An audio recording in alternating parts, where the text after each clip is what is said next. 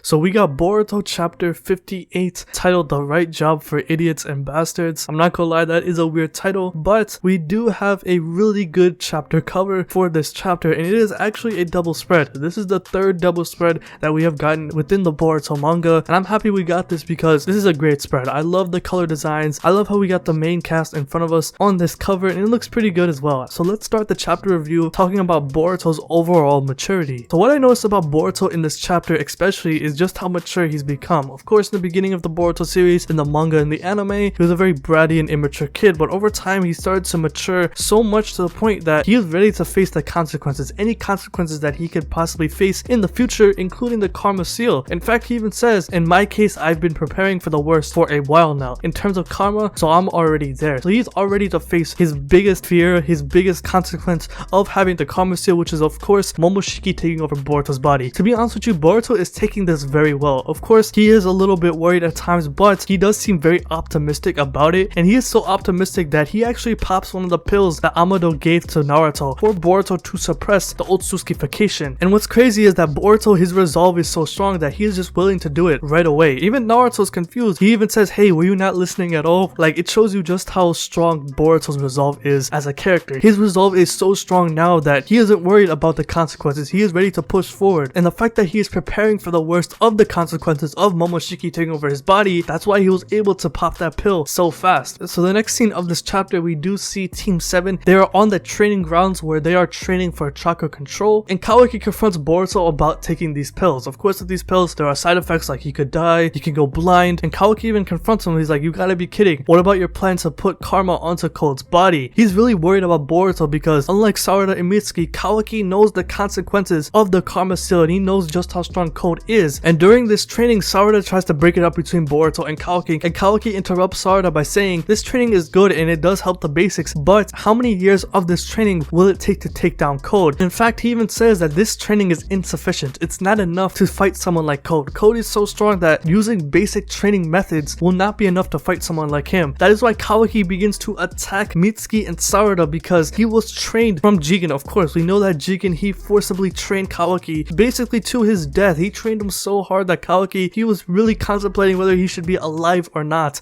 And even though Kawaki says that, yo, these training methods were terrible, he was forced to do things that he never really wanted to do, there was some benefits to it, such as getting stronger. His methods weren't as bad as he thought. Even though it did destroy his mental, he got a lot stronger in a very short amount of time. In fact, that these methods that Jigen taught to Kawaki got a lot stronger in a very small amount of time. And to be honest with you, with Kawaki, he is trying to implement this training method that Jigen put upon him on the rest of the Team 7 members. Hence why he starts attacking Mitsuki, Sarada, and eventually Boruto. And we see Kawaki go up against Sarada and Mitsuki. We see how Sarada, she is fighting off Kawaki. She throws the shuriken, and when Kawaki gets hit, he pretends to be hurt, which we find out that it's a shadow clone, and Kawaki comes up from behind, almost killing her in the process if it weren't for Boruto to stop him in the end. So in the spar, Kawaki literally blitzes Sarada by tricking her with the shadow clone, ultimately beating her in the end. Even though she didn't have her Sharingan activated and she wasn't really going all out, it was just a spar, and you can tell with Kawaki, he is really trying. Even though he doesn't have the karma seal, he already tricked Sarada, he's keeping up with Mitsuki, and this is where Boruto stops him. And you can tell with Kawaki in this chapter, there's a lot of urgency. There's a sense of urgency with Kawaki's character. You can tell that he needs to get stronger as fast as possible. Like I said, Kawaki did state that these basic training methods, yes, there are some benefits to it, but it's inefficient to take down someone like Code because it will take years to master something like that, and that's not enough time to fight someone like Code. And considering that Boruto's Otsukification is already at 80%, there's not enough time to learn these basic methods. Kawaki is trying to get power quickly in order to fight off Code and protect the Leaf Village, such as Naruto and Boruto, and he wants to save Boruto's life. So after Boruto stops Kawaki from attacking Sarada, this is where we get the spar between Boruto and Kawaki. And here Boruto uses his standard Shadow Clone Jutsu, which Kawaki stops in the end, and this is where Kawaki shoots a chakra blast from his arm. Of course, Kawaki is made out of scientific tech. His entire body is a scientific ninja tool, so he shoots a chakra blast toward Boruto, where Boruto activates his Karma Seal. So when Boruto absorbs the Chakra Blast from Kawaki using his Karma Seal, Boruto uses lightning style Thunderclap Arrow,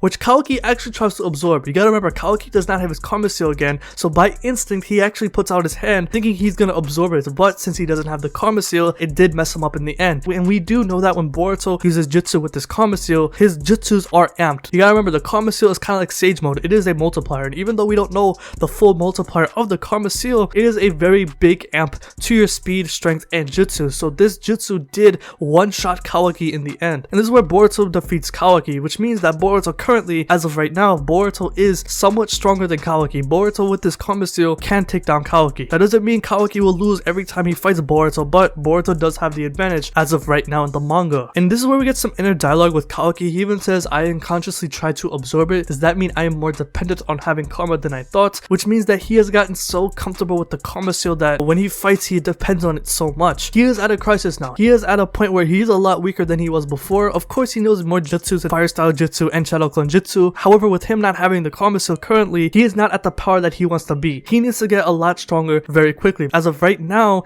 at his current power level, he knows that he wants to protect Lord 7th. He even says, how am I going to protect Lord 7th in such a sorry state? And I'm not gonna lie, Boruto was the MVP in this chapter overall. The fact that they really highlighted his maturity as a person. This isn't the same person we saw in chapter 1 of the Boruto manga. This isn't the same person we saw during the Chunin exams in the Boruto anime and the manga, where he cheated and he tried to blame it on his dad. The thing is, with Boruto, he has grown up so much, and if you think Boruto is the same person from the beginning of the series, you are completely wrong. This kid has grown up so much, and I'm proud of him. And also, I do want to mention with Konohamaru, Konohamaru finally made an appearance in the Boruto manga. It has been over 30 chapters or so, about 2.5 years since he was last seen in the manga, so I'm glad that Kishimoto put him back into the Boruto manga. Even though he hasn't played a role at all in the series so far in the manga, I'm glad that he's back. And I would like to highlight the last page of this chapter. Kawaki does say, I'll swear I'll get a lot stronger no matter what it takes. So right now, Kawaki, like I said, he is yearning for power. He needs power in order to get stronger, to protect Lord 7th, Boruto, and to try to take down Code. He needs a lot more power. We saw in last chapter, Boruto chapter 56, Kawaki did mention that Code is way stronger than Boro and Delta, and without the limiters installed onto his body, this guy is even stronger than Jigen. So of course, with this power level that Code has, Kawaki's current power level is not enough. And this makes me think, this is where Kawaki begins to turn heel. Is he starting to become a villain? Is he starting to become that Kid Sasuke that we saw at the end of part 1, where Kid Sasuke, he wanted the power to take down Itachi, and he realized, yo, the power that I have currently as a Leaf Shinobi,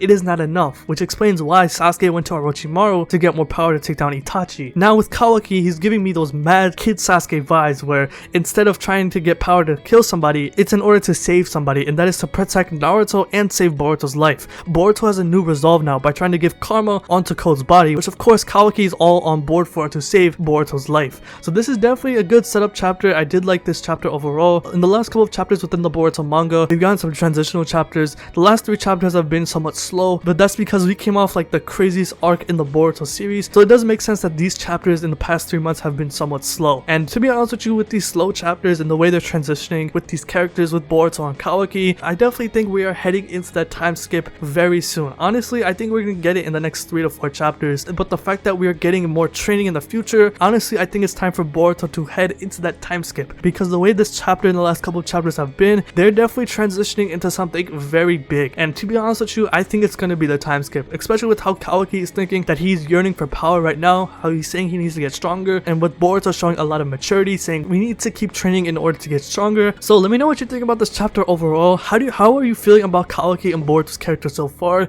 Do you like the interactions between Team 7 and Kawaki? What do you think about Konohamaru being back in the manga? And tell me, do you think the manga is ready to head into the time skip? When do you think the time skip will hit for the Boruto manga? So yeah, this chapter overall was solid. Nothing crazy, nothing insane, but I did appreciate this characterization from both Boruto and Kawaki. It definitely does hint on what's gonna happen in the time skip for the future of these characters for both Boruto and Kawaki. So let me know what you think about this video in the comment section below. So if you like this video, hit that like button, subscribe, hit the bell as well, and have a good day. Peace.